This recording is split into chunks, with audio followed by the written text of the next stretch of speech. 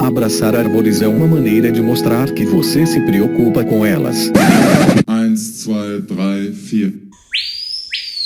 Oi, pessoal, bem-vindos para mais um episódio do Que Bicho é Esse? Hoje eu tenho a honra e o prazer de ter aqui comigo a Flávia Miranda. Flávia, bem-vinda. Obrigada. Flávia dispensa apresentação, né, gente? Quem quiser saber um pouquinho mais sobre essa mulher fantástica, a história de vida dela e se inspirar bastante, volta lá no episódio 26, Heroínas da Conservação. E lá vocês vão ter toda a informação sobre ela e um pouco da história de vida dela. A Flávia que enviou pra gente a vocalização do Tamanduaí, que foi a que a gente rodou no último episódio, do Cíclopes de Dáctilos. E é uma vocalização impressionante, né, Flávia? Você enviou esse vídeo pra gente. Isso. A gente teve uma resposta, Flávia, uma resposta da Amanda Mello. A Amanda, que é freguesa aqui do podcast, tá sempre com a gente. Ela é craque no Que Bicho é Esse, ela sempre acerta. E dessa vez, infelizmente, ela não acertou. Então ninguém ganhou o livro, né, Flávia? A Flávia tinha prometido um livro, gente. Não, Almir, é tão difícil essa vocalização que quem acertasse eu ia até contratar para o Instituto Tamanduá. Porque eu acho que pouca gente já escutou esse animal, né? Com certeza. Quem viu esse animal, né, Flávia?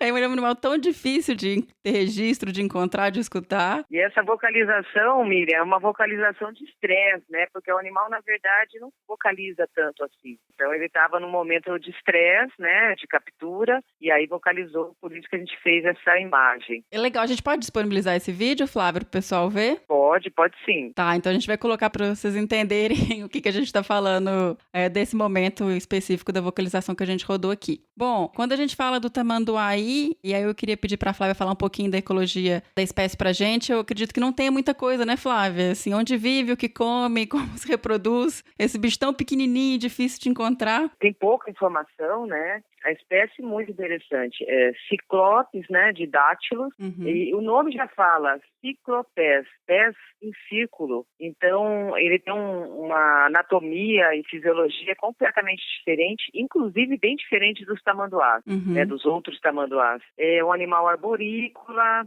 não desce ao chão, né? Pouco, raramente desce ao chão. Tem uma articulação de membro posterior muito parecida com a preguiça. Eu brinco que esse animal ele faz um elo entre os tamanduás e as preguiças. Ainda é uma coisa diferente. Não é nem tamanduá, morfologicamente falando, nem uma preguiça. Ele é muito diferente, né? De interessante, área de vida... distribuição geográfica bastante ampla, né? O Cíclopes de Dáctilos, ele tem ali a distribuição que vai desde o Rio Negro até a Mata Atlântica Nordestina. A divisão sul dele ali é o Rio São Francisco, né? Coloração tem membro cinza, membro anterior e posterior cinza, coloração amarelinha, uma faixa dorsal bem marcada nas costas e no ventre. É um bicho mega interessante, né? Sou suspeita para falar.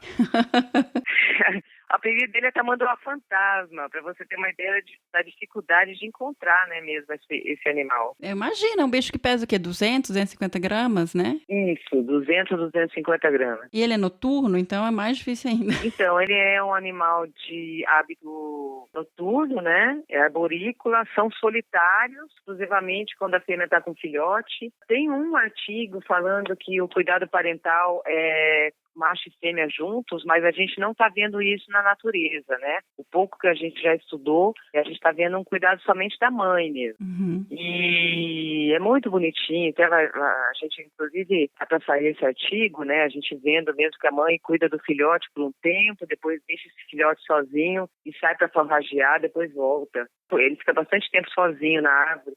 Imagina o tamanho daquele filhote grudado numa folhinha sozinho, né? Enquanto a mãe vai forragear. Parece muito o ouriço preto, né? E engraçado que ele nasce muito maior do que os outros tamanduás e muito mais independente. A gente achou isso bem interessante. Que legal. Vocês estão monitorando eles, Flávia? É por isso que vocês estão conseguindo essas informações? Isso, nós estamos monitorando lá no Delta do Parnaíba, né? Capturamos, fazendo toda a análise de saúde, genética e monitoramento desses animais, do que a gente tem conseguido capturar, né? Lá naquela área eles estão na região de Restinga, então eles ficam em árvores mais baixas. A gente já pegou agora o know-how, né? A equipe lá do Delta do Parnaíba é muito boa, já pegou os olhos assim para encontrar esses animais. E a gente já tem mais de 30 bichos capturados lá. Uau! Achando no olho mesmo, Flávia? No olho mesmo. Que isso?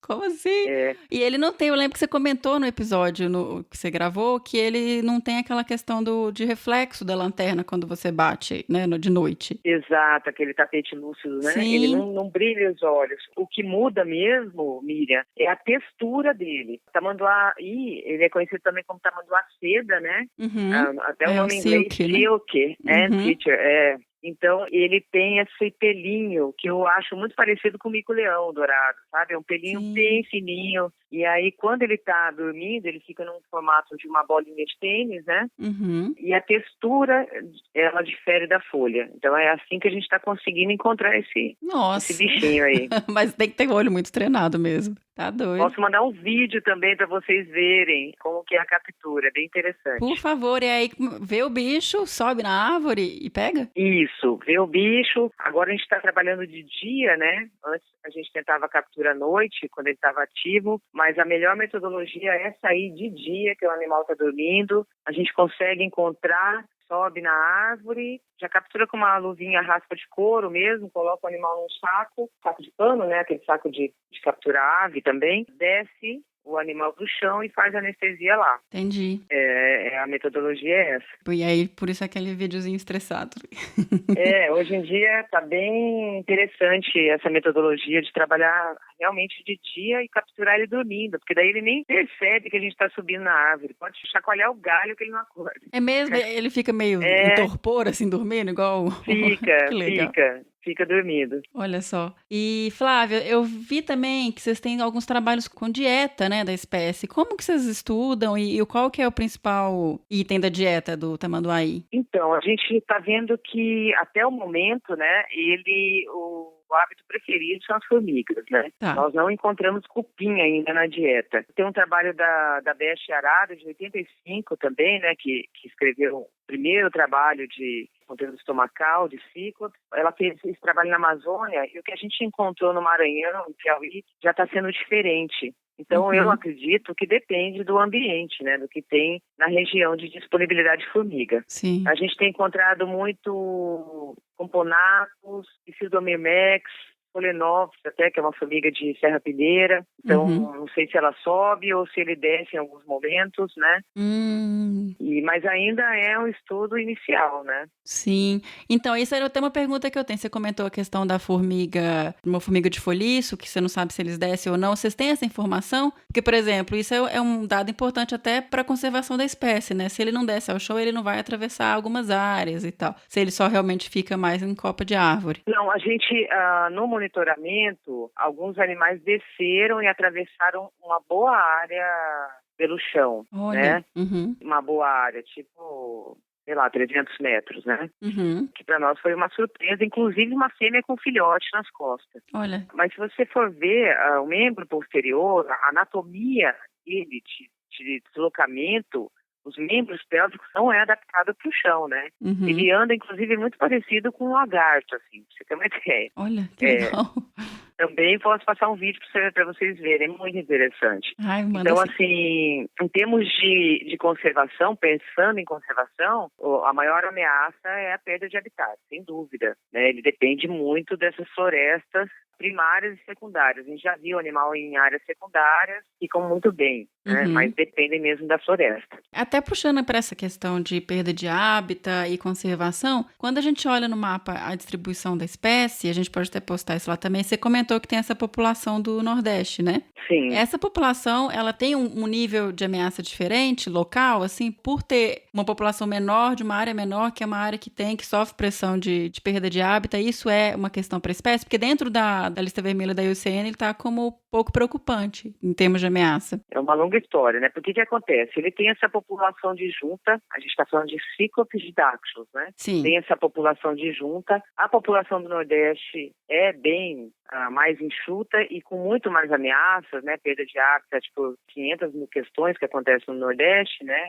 De cana-de-açúcar, entre outros. E a população da Amazônia, que é bem maior, distribuição geográfica maior, né? Então, e também ocorre mais áreas protegidas, das terras indígenas. Então, a população da Amazônia, do Tamanduá, está mais protegida do que o do Nordeste. A questão é que a gente não está ranqueando o status de conservação por população. A gente está fazendo as análises por espécie. Então, pegando toda a distribuição da espécie, ela não está ameaçada, né? Mas a gente tem que ter olhos para a população do Nordeste. Recentemente, né, teve essa descrição aí das novas espécies, 6 novas espécies, e a pergunta inicial foi essa mesmo. Será que a população da Amazônia, de Tamanduaí, é diferente da população do Nordeste, né, em termos de espécie, uma vez que já estão separadas desde a Caatinga, né? E aí a gente entendeu que não era a mesma espécie, que a gente estava falando de 6 outras espécies. E aí começou a pipocar, na verdade, espécies. Foram novas 6 espécies e o cíclope de Dactylus continuou o mesmo. Então, sim, eles são a mesma espécie, Tamanduaí, né, da Amazônia, ali da região que eu falei, e do Nordeste, mas na datação a gente viu que ela já está separada há mais de 2.000 anos. Uau!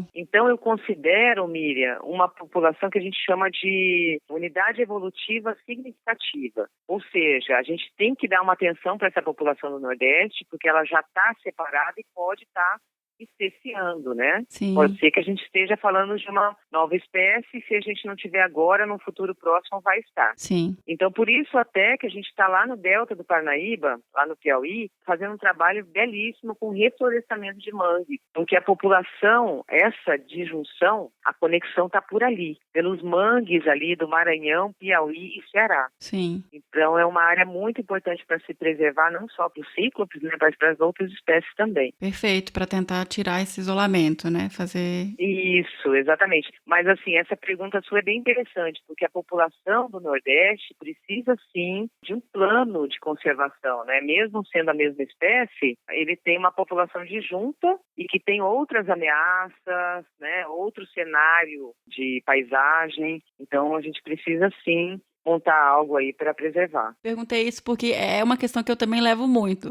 Você está preservando pensando na população de forma global, mas podem existir diferenças tanto de comportamento ecológicas, genéticas entre as populações. E essa que está mais isoladinha ali, se ela não tiver um olhar especial, né, considerar só a visão geral, isso tem um impacto grande para a espécie. Com certeza. Por isso que eu acho importante a gente valorizar as listas regionais, Isso. Depois a nacional e por último a da IUCN. A gente faz o contrário, né? Todo mundo fica na lista da IUCN, mas a lista mais importante são as listas, no meu ver, né? As listas da região, né? A lista dos estados, né? Porque ali a gente consegue ter um detalhamento maior, né? Sim, com das certeza. ameaças. E, Flávia, então essas populações já estão separadas. Para você conseguir fazer isso, você foi rodando todas essas áreas e coletando material genético. E eu vi, acho que eu escutei, né, no último episódio, você teve área que você ficou imersa, assim, muito tempo, né, para conseguir capturar os bichos. Então, a primeira captura demorou 2 anos. 2 anos, gente, que loucura. 2 anos. E que persistência, né? Não desistir de Nem estudar o bicho. não conseguia mais. Recurso, tudo, né? Que Super, né? Porque criar metodologia de encontrar o animal primeiro, né? Uhum. E aí a gente não conseguia, estava trabalhando errado mesmo. A gente ia à noite, é melhor ir dia, né? Uhum. A gente tomou uma decisão, foi bem interessante, porque já tinha um tempo, a gente estava exausto já de busca, né? Horas e horas e meses e 2 anos, e a gente fez um questionário e junto com a comunidade. Aí a gente fez um cartaz de procura-se, né? Procura-se vivo. E aí a gente foi em todas as comunidades, foram mais de 150 entrevistas, perguntando se já tinha visto o animal, como era esse animal, qual árvore ficava, a época do ano, buscando características biológicas, né, e ecológicas da espécie. E aí a gente começou a trabalhar dessa forma mais assertiva, né, andando nos períodos que eles falaram que era mais fácil de encontrar, na época do ano mais fácil, olhando as árvores que eram mais encontradas, e aí que a gente conseguiu, então, a captura. Foi com a ajuda do conhecimento da comunidade local. Era aí que eu queria chegar até, assim, buscar essa importância de envolver a comunidade das pessoas que estão ali e que conhecem da área, né? Eu lembro que eu trabalhava em Porto Trombetas na época que você estava com esses cartazes. Mesmo? Eu participei de alguns, acho quase 2 anos de levantamento de fauna lá. nos platôs. E eu fui a Olha. Oriximiná e tal, na região, e eu lembro que o pessoal comentava isso. Falava, tem uma moça aqui com cartaz procurando um bichinho, procurando um tamanduazinho. E na época isso me impressionou muito, porque teve as pessoas estavam curiosas sobre isso e estavam comentando. E eu acho que isso cria uma rede, né, com a comunidade, envolver a comunidade em estudos. Sim, foi em 2008 ou 2009 isso aí. Eu trabalhei lá em 2007, 2008. Então é isso mesmo, foi 2007, 2008. E foi uma loucura, né, Miriam? Você conhece a área lá, como é que é? Sim. É maravilhoso, né? E a comunidade muito ativa e o pessoal, comunidade quilombola, eu trabalhei muito com os quilombolas. Sim. Então eles tinham muita informação, muito conhecimento, e aí que a gente conseguiu a captura. Que legal, assim, essa parte de envolver e ver que realmente dá um retorno, né? Foi à toa que vocês conseguiram com achar. certeza, né? Eles que têm o conhecimento, né? Não tem como. E o mais interessante foi que na época tinha um financiamento, né? E o pessoal até falou, olha, Flávio, o trabalho é bem legal, mas se não tem resultado, nós vamos ter que cortar o negócio por aqui, né? E foi também nessas entrevistas que eu gravei a população local, comunidade ribeirinha, quilombola, dizendo que o animal era muito difícil de encontrar. Tinha gente lá com 50, 60 anos que tinha visto o animal uma vez só. Então eu sentei com o financiador, compilei esses vídeos, sentei com ele e falei, olha, tá aqui, né? A gente não tá falando de um animal que é fácil de encontrar, como o tamanduá-bandeira, né? O tamanduá-mirim, nem o exemplo dos outros tamanduás. A gente tá falando de uma espécie que é rara e encontro, né, e que a gente precisa conhecer. E aí continuaram financiando até que a gente conseguiu a captura. Que bom que você conseguiu, foi determinado e persistiu, né, nesse estudo. E Flávia, qual que é o próximo passo agora? O que você acha que, assim, que vocês vão estudar sobre a espécie? Quais os caminhos para continuar aí estudando o tamanduá-aí? Então, a gente tem várias frentes. Agora, com a descrição das 6 espécies, na verdade, relevamos 4 e descrevemos 3. Essas novas espécies agora, elas estão sendo analisadas em status de conservação. O ICNBio já fez essa análise, já vai sair no próximo documento. A IUCN está em processo de avaliação, né, dos status de conservação. Tá. Isso é bem importante, porque é ele que vai dar direcionamento para os planos de conservação, né? A gente continua no Delta do Parnaíba, nós já estamos lá há 4 anos e agora o programa do Boticário nós vamos ficar 4 anos intensivamente, na verdade, trabalhando com a espécie, monitorando e principalmente trabalhando com o ambiente, né, onde a gente está fazendo esse trabalho de reflorestamento de mangue. Outra frente que a gente está tomando é um trabalho de conservação ex situ, né? Esse animal precisa realmente estudar essa parte de reprodução, né, e in situ e ex situ. Então, a gente está fazendo agora a coleta de sêmen dos animais em vida livre e tentando proporcionar um trabalho com eles em cativeiro. Tem algum em cativeiro? Instituições parceiras. Então, já teve no zoológico de Huachipa, no Peru, que é até um parceiro nosso, né? A gente vai lá aprender com eles vêm aqui aprender com a gente, né? Esse trabalho de vida livre. Por exemplo, o rádio colar, né? Rádio não, mochilinha. A gente teve que pegar os parâmetros, testar lá no zoológico, entendeu? Para ver o que a gente colocaria aqui. Então, sim. É mesmo, porque tem que fazer sobre, né? Tem que ter... Que loucura. Testar. Parceria internacional, né, para a conservação da espécie. E, inclusive, a descrição de uma delas, do tamanduá Ida e do Tomasi, se eu não me engano, foi também por essa parceria que a gente tem com vários países, né? E o Peru foi essencial para isso, porque eram esses bichos que estavam em cativeiro, que também a gente viu a coloração diferente, coletou sangue, fez as análises e realmente era uma nova espécie, né? Nossa, que legal. E uma outra parceria joia, que eu trabalho agora, o pessoal que está na Bolívia, que lá tem o Cyclops melini, né? Eles estão começando agora um projeto de conservação de tamanduaí. Então, tem os pesquisadores parceiros que vão capturar os animais lá, também fazer todo esse monitoramento, né? Super legal. E agora startou, né? Todo mundo começar a trabalhar mesmo. Pois é, vai montando uma rede, né? Mostrou que é possível, abriu precedente e aí vai. Mas isso que é legal da pesquisa, né? A pesquisa é isso, né? Você começar uma pergunta, através de uma pergunta vão surgindo várias. E a gente está longe de saber qualquer resposta, né? Porque ciência não é verdade, né? Não, e é isso, e tem espaço para todo mundo, né? E acha curiosidade, coisa para responder e espécie para estudar. Exato. Uma pergunta vai levando a outra E vai longe isso, né? Ai, que legal, Flávia. Então, brigadão, Flávia. Sucesso com o trabalho, com o projeto de vocês. Mais uma vez, falar que eu sou sua fã e agradecer todo o apoio que você está dando pra gente, pro projeto, pro Desabraçando. Espero que a gente tenha ainda muitas conversas por aqui, né? Brigadão mesmo. Sou sua fã também, é recíproco, não só da sua história, que eu já escutei também, né, do seu trabalho, mas do que vocês estão fazendo aí. Desabraçando hoje, eu tenho usado, inclusive, nas minhas aulas, né, eu faço um pesquisador, tem que escutar e depois traz uma resenha do que foi falado, do que foi feito, o que acha do pesquisador. Então, eu tenho usado muito também, né? Então, parabéns mesmo. A gente vê a dificuldade, né, de tocar tudo isso aí. Mas não desistam, por favor. A gente precisa de vocês. É uma delícia escutar o podcast. Eu vi de vídeo. Eu falei pro Fernando que eu dou muita risada com vocês. Não, e é uma delícia fazer também, gravar e conversar com vocês, conversar com os pesquisadores e ter toda essa interação com as pessoas que estão ouvindo. Então, brigadão, Flávia. Obrigada, viu? Beijo grande. Um beijo. Tchau. Tchau.